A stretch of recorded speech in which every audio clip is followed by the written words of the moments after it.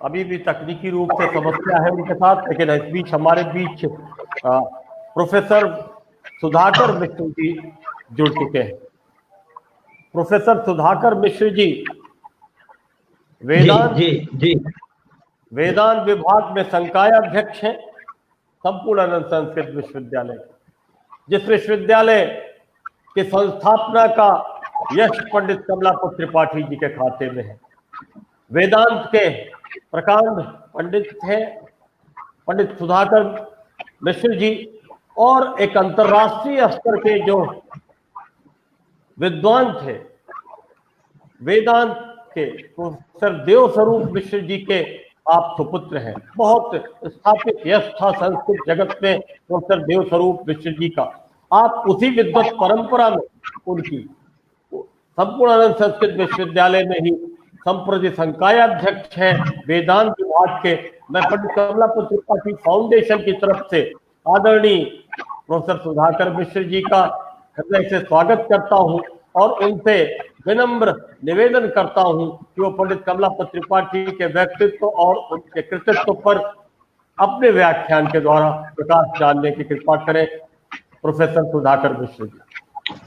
ओम सर्वत्र वो रक्षतु विश्वमूर्ति ज्योतिर्मयानंद घनश्चिदात्मा अणोरणीयान उरुशक्तिरेकः स ईश्वरः पातु हयादशेषात् यस्याव्रत प्रभावेण वेदान्ते तिरुचिर्मम तां वाग्देवतां नौमि सततं हंसवाहिनी।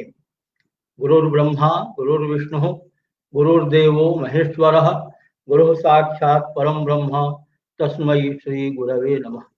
सर्वप्रथम जिस युग पुरुष के स्मृति में यह व्याख्यानमाला पंडित कमलापत त्रिपाठी फाउंडेशन की तरफ से आयोजित है, उस महापुरुष के चरणों में मैं अपना श्रद्धा निवेदन करता हूं। उनको सश्रद्ध प्रणाम करता हूं। हमारी सनातन परंपरा में महापुरुष केवल शरीर छोड़ा करते हैं, वे अपने यशस शरीर से अपने दिव्य प्रभाव से सदैव अपने अनुयायियों के भक्तों के हृदय में विद्यमान रहते हैं। ऐसे पंडित कमलापत त्रिपाठी जी को मैं सादर प्रणाम करता हूं। पंडित विजय शंकर पांडे जी जो बहुत ही सक्रिय कार्यकर्ता हैं, सनातन परंपरा से परिचित हैं, काशी के एक विभूति हैं, जिनके कारण से मुझे इससे जुड़ने का अवसर मिला है। मैं समझता हूं जितनी श्रद्धा उनके हृदय में विद्वानों के प्रति, विद्या के प्रति, परंपरा के प्रति, कांग्रेस पार्टी के प्रति, बहुत से लोग इधर से उधर हुए, लेकिन पंडित त्रिपाठी जी के जो सक्रिय राजनीति का जो साकार रूप है वह पंडित विजय शंकर पांडे जी में साक्षात दृष्टिगोचर होता है। हमारे इस कार्यक्रम के आयोजक, संयोजक, संचालक, महान राजनीति शास्त्र के महान पंडित प्रोफेसर सतीश राय जी, जिनमें परमेश्वर में, महापुरुषों में 3 प्रकार की शक्ति काम करती है, ज्ञान शक्ति, इच्छा शक्ति और क्रिया शक्ति। पंडित त्रिपाठी जी के वो साक्षात मानस पुत्र हैं जैसा हम लोग अनुभव करते हैं। उनके ज्ञान शक्ति को आचार्य राय ने आत्मसात कर लिया है, एक तरह से वो तन्मय है। यद्यपि राजनीति के वो वेत्ता हैं, लेकिन जैसा मैं समझता हूं सक्रिय राजनीति से थोड़ा दूर रह करके एक सैद्धांतिक जो शास्त्र का जो स्वरूप है उसको आप सबके सामने रखते हैं। लिखा भी है, गृहस्थ को राजनीति नहीं करनी चाहिए, राजनीति के सूक्ष्म विचारों को जानना चाहिए, लेकिन सक्रिय राजनीति गृहस्थ को नहीं करनी चाहिए। अपवाद स्वरूप कुछ लोग हैं, वो अलग बात है, लेकिन अगर श्रेष्ठ राजनीति करनी हो तो जो गृहस्थ सन्यासी हैं अथवा जो सन्यासी है, वास्तव में जो संन्यास्त है, पदाकांक्षी नहीं है, पदलोलुप नहीं है, ऐसे ही महापुरुष राजनीति के अधिकारी होते हैं, सक्रिय राजनीति के अधिकारी होते हैं। पंडित कमलापत त्रिपाठी जी गृहस्थ सन्यासी थे। हम लोगों ने बड़े पास से उनका दर्शन किया, उनके विचारों को सुना, उनके अनुभवों को अपने जीवन में उतारने का प्रयास किया। आप औरंगाबाद में जब आते थे, बड़े बड़े विद्वान, बड़े बड़े राजनेता, बड़े बड़े शिक्षाविद वहां उपस्थित होते थे। हमारे पूज्य पिताजी की श्रद्धा पंडित करुणापत त्रिपाठी जी में बहुत ज्यादा थी। वो वैसे थे भी। सौभाग्य से उन्हीं के अंदर हमको शोध कार्य करने का सुअवसर प्राप्त हुआ। वे हमारे श्रद्धेय गुरु हैं, जिन्होंने पग पग पर मेरे जीवन को प्रशस्त करने के लिए मार्गदर्शन किया और उसमें क्रियाशील भी रहे। महापुरुष धरती पर ऐसे ही नहीं आते। युगों युगों में जब ऐसा सुयोग प्राप्त होता है, जब पवित्र धरणी होती है, लिखा है कुलम पवित्रम जननी कृतार्था वसुंधरा पुण्यवती चतेना अपार संवित सुख सागरेस्मिन लीनम परे ब्रह्मण यस्य चेता। महापुरुष ऐसे जगहों पर आते हैं जहां कुल पवित्र होता है। उनके कुल के बारे में कहना नहीं है, उनका कुल जगविदित है, उनके कुल की पवित्रता जगविदित है। वे साक्षात शिव स्वरूप पंडित शिव कुमार शास्त्री जी के दौहित्र हैं।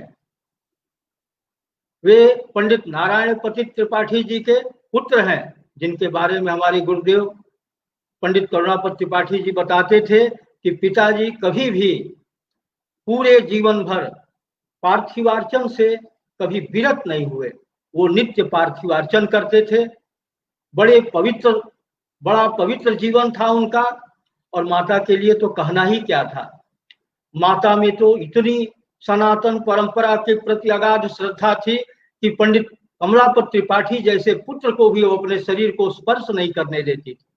कहते थे कि नहीं, ये नेता हो गया है। उस समय नेता होना बड़ा अपवित्र कार्य माना जाता था। नेता को बड़े लोग हेय दृष्टि से देखते थे, लेकिन उनकी एक सनातन सोच थी, जिसके कारण से उनका जो है वो पवित्र जीवन अभिव्यक्त होता है। ऐसे माता के, ऐसे कुल में, ऐसे संतुष्ट और सनातन धर्म के प्रति समर्पित जो माता है, उनके कुक्ष से काशी में उनका अवतरण हुआ। कहते हैं कि अकुलीना नाम श्रद्धा नैव भवति। हमारे प्रोफेसर सतीश राय जी राजशास्त्र के महान पंडित हैं। वे प्राच्य राजनीति, पाश्चात्य राजनीति दोनों विधा से वो परिचित हैं। प्राचीन राजशास्त्र के ग्रंथ में लिखा अकुलीना नाम श्रद्धा नैव भवति। जो अकुलीन होता है उसके हृदय में किसी के प्रति श्रद्धा नहीं होती है।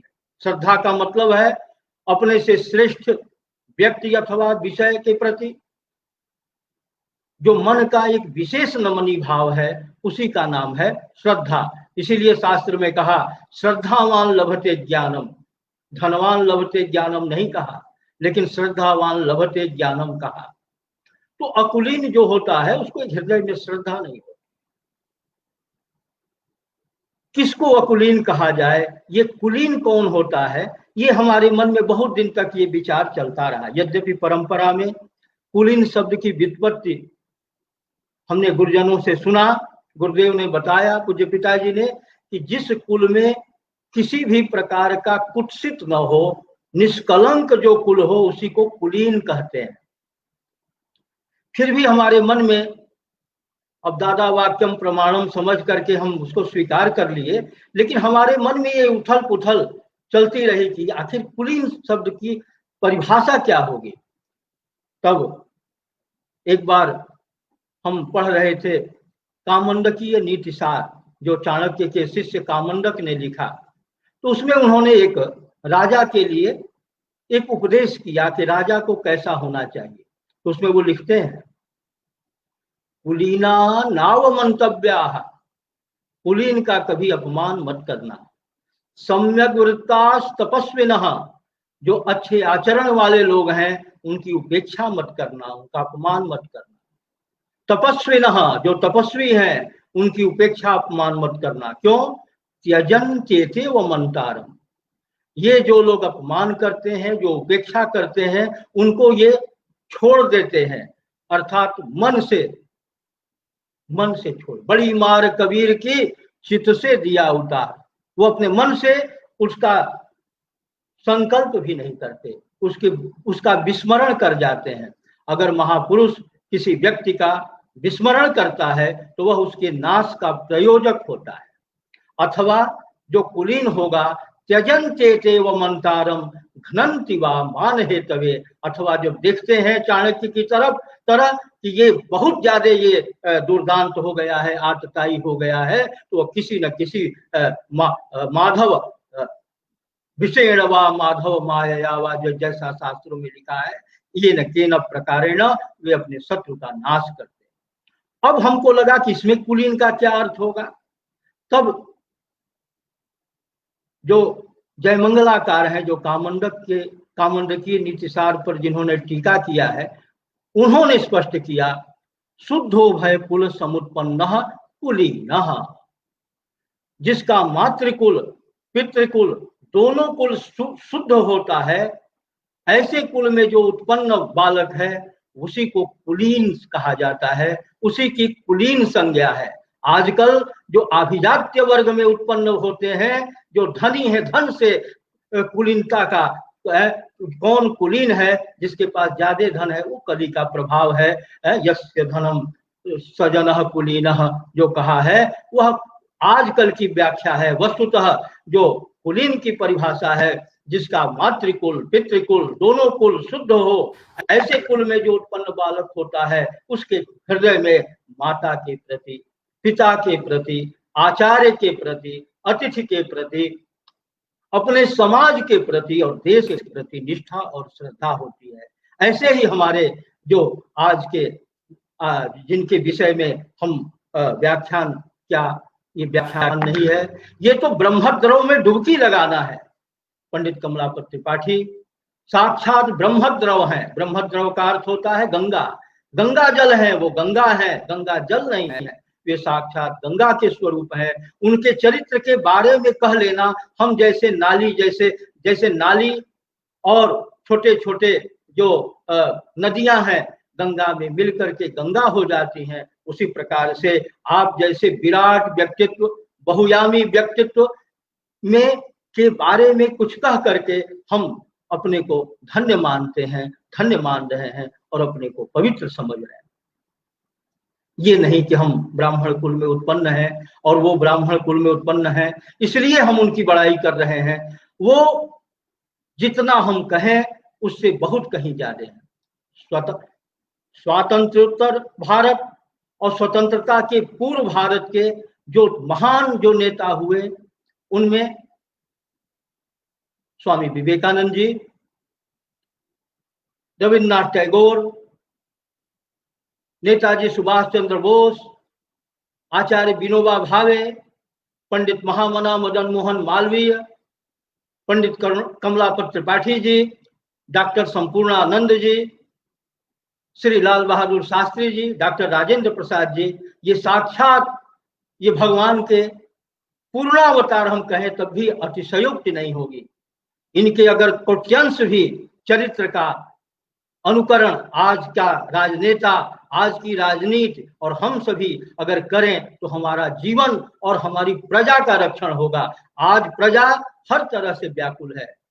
जिस प्रकार से धरती को लेकर के, धरती गौ के रूप में धरती को लेकर के ब्रह्मा जी विष्णु के पास गए और प्रार्थना करते हैं कि संसार में त्राहि त्राहि मची है, आप रक्षा करें। उसी प्रकार से वो थे, उनके पास सभी लोग, सभी धर्म के, सभी संप्रदाय के, सभी जाति के लोग जा करके अपना दुख निवेदन करते थे और जितना हो सकता था उस महापुरुष ने उस दुख के निवारण का प्रयास किया और जिसका प्रमाण चंदौली की जनता और भी जो उपकृत जनता है, और कभी भी उन्होंने परवाह नहीं किया दया करने में और उदारता पूर्वक वो दया का सदैव विस्तार करते रहे।